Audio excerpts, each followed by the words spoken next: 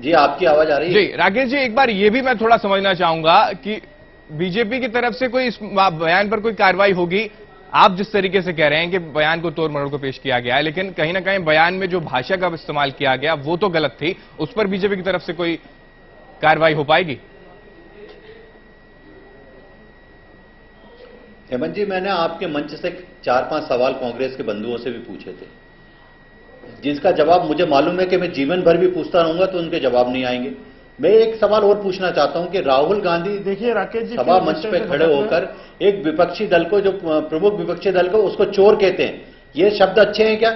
इसका आप समर्थन करेंगे क्या? ऐसा नहीं है राकेश जी, उसकी भी निंदा मीडिया करती है और मीडिया हर चीज को दिखाती है। ये बात जो आप कह रहे हैं कि मीडिया ऐसा नहीं करती, हम भी सब दिखाते हैं। नूरी खान की अगर बात कर लें तो उनकी बात को प्रमुखता से उठाया गया था खबर भारती की तरफ से। सब चीज सुचारू रूप से ठीक तरीके से खबर भारती ने दिखाई, लेकिन आखिर इस मुद्दे पर राकेश जी बीजेपी जवाब क्यों नहीं दे पा रही? पूछना चाहता हूं हेमंत जी, राकेश जोशी जी भी इस पर पूरे मामले पर कार्रवाई की गई थी कि राहुल गांधी जब ऐसी भाषा का प्रयोग करते हैं तो उसका समर्थन करती है क्या कांग्रेस? उस खबर को भी पूरी प्रमुखता से दिखाया गया राकेश जी, उस खबर को भी प्रमुखता से दिखाया गया, लेकिन अभी जो मुद्दा उठाया गया है उस पर जवाब अभी तक नहीं आ पाया। शाबाशी का पात्र है मीडिया। ये बात मैं बार बार कह रहा हूं कि मीडिया निष्पक्ष काम कर रहा है, मीडिया की तरफ मेरी उंगली नहीं उठ रही है। मैं तो कांग्रेस के बंधुओं से पूछना चाहता हूं कि भारतीय जनता पार्टी की तरफ बार बार राकेश जी जरा ये समझना चाहूंगा, व्यक्तिगत रूप से आप बताइए। बिल्कुल राकेश जी, व्यक्तिगत रूप से आप बताइए, जो बयानबाजी उन्होंने की, जिस भाषा का उन्होंने इस्तेमाल किया, क्या वो सही था? राजनीति के स्तर से हटकर व्यक्तिगत तौर पर अगर आप जाते हैं तो देखिए हेमंत जी, मैंने पहले ही शुरुआत में कहा कि कोई भी राजनीतिक व्यक्ति जब मंच से भाषण दे, किसी भी पार्टी का हो, तो कम से कम उसको शब्दों का चयन ऐसा करना चाहिए कि क्योंकि आपके सामने हजारों लोग बैठ के सुन रहे हैं और आपको जो टेलीविजन पे दिखाया जा रहा है ये करोड़ों लोग सुन रहे हैं आपको। बिल्कुल, तो फिर उस बात की अगर निंदा हो रही है राकेश जी, तो उसमें सहमति क्यों नहीं? उसकी छवि जुड़ी रहती है। बिल्कुल, अगर उस बयान की निंदा हो रही है, विवादित बयान है, तो उस पर सहमति क्यों नहीं?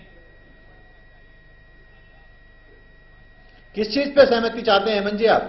राकेश जी, आपने खुद कहा कि संयम बरतना चाहिए जब कोई भाषा मंच पर इस्तेमाल की जा रही है, जो कोई भाषण दिया जा रहा है तब संयम बरतना चाहिए, लेकिन जब संयम नहीं बरता गया तो उस बयान पर अब निंदा क्यों नहीं की जा रही? विवादित बयान उससे कारगर क्यों नहीं दिया जाता?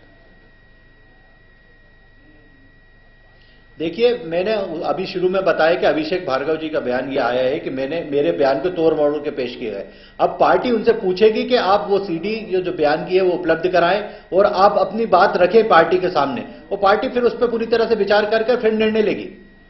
चलिए प्रदीप जी, राकेश जी अभी तक मानने को तैयार नहीं, उन्होंने साफ कहा है कि तोड़ मरोड़ कर पेश किया जा रहा है सब कुछ। उन्होंने उस बारे में पार्टी बात जरूर करेगी, लेकिन अभी तक कुछ भी कहा नहीं जा रहा, कुछ भी बीजेपी की तरफ से।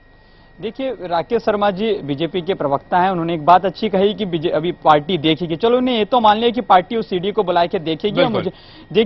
मुझे ऐसा लगता है कि यदि बीजेपी के बड़े आला नेता इस सीडी को देखते हैं तो निश्चित तौर पर अभिषेक भार्गव पे कार्रवाई होगी।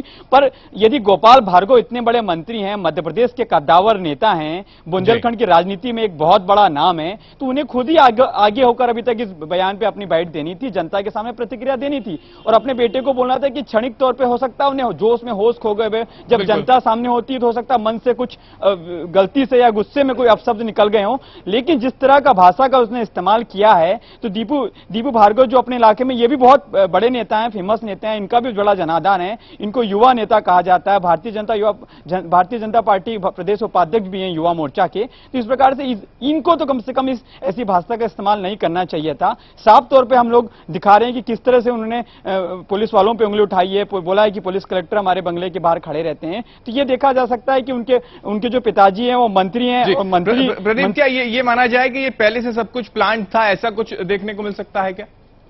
देखिए मुझे लगता है कि प्लान, ये चुनाव प्रचार चल रहा है और सब पार्टी अपने जीत के लिए वहां बड़े बड़े दावे कर रही है, चाहे चुनाव जीतने के लिए जैसी जो कहना है वो कह रही है। तो मुझे लगता है रहेली विधानसभा जहां पे इस बार जो कांग्रेस ने प्रत्याशी उतारा है, क्योंकि पिछले 6 बार से तो रहेली से गोपाल भार्गव विधायक रहे हैं और मंत्री भी रहे हैं, कई सारे डिपार्टमेंट मंत्रालय उनके प्रभार रहा है, अभी वर्तमान में इंदौर के प्रभारी भी हैं, मध्य प्रदेश के कद्दावर नेता रहे हैं, चाहे मुख्यमंत्री कोई भी रहा हो, उमा भारती शासनकाल में भी मुख्यमंत्री हुआ करते थे। मुझे लगता है जो रहेली में इस बार कांग्रेस का जो उम्मीदवार है वो काफी कड़ा माना जा रहा है, वो काफी मजबूत माना जा रहा है। इसको देखते हुए इस बार जो रहेली विधानसभा की टक्कर है वो कांटे की हो चली है। वहां पे जो भी